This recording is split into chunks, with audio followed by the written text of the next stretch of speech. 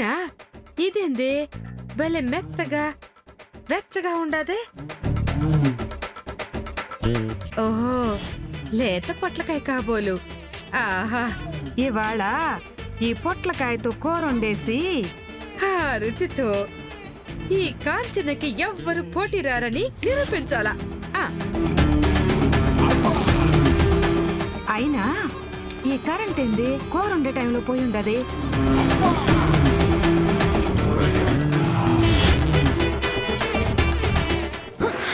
నువ్వేడు అడుగు పెట్టగానే కరెంట్ వచ్చుండదేంది?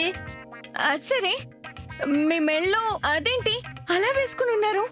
ఏందమ్మి అట్ట మెలికలు తిరిగిపోతా ఉండవు? ఇది పొట్లకాయ. అంటే ఏంటి?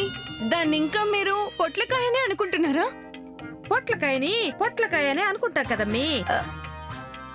ఉండు, నేను పోయి అమ్మితో దీన్ని కాల్చాలా లేకపోతే ఇగురు వండాలా అని అడిగేసి వస్తాను. అది అబ్బా, పొట్లకాయమ్మి ఎప్పుడు చూడలేదా ఏంది అట్ట గింగిరాలు తిరిగిపోతా ఉండవు? ఉండు, పోయేస్తాను.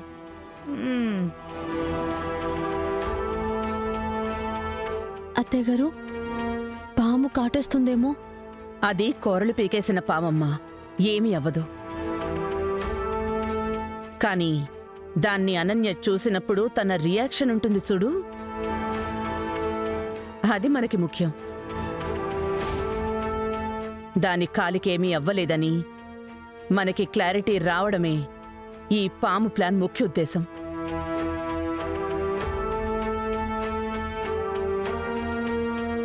అమ్మీ, అమ్మీ,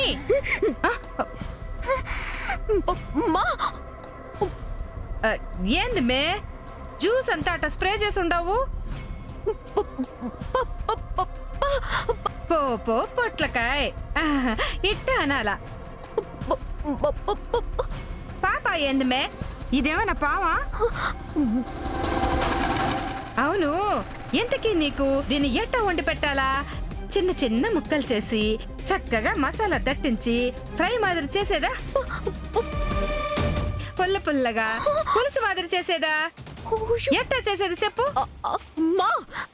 దీన్ని ఎలా చేయాలనుకుంటున్నావు? ఒకసారి చూడు. నేను చూడని పొట్లకాయ ఏంది? ఏదో వింతగా విడ్డూరంగా మాట్లాడుతూ ఉండవు. అబ్బా, మధ్యలో బొస్పొస్ సౌండ్ ఏంది? ఓహో, పొట్లకాయ సౌండా?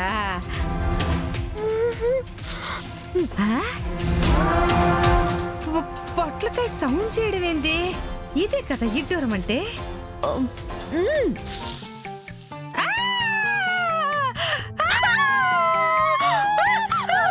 పొట్లకాయ ఏంది పావులో కనిపిస్తా ఉండదు?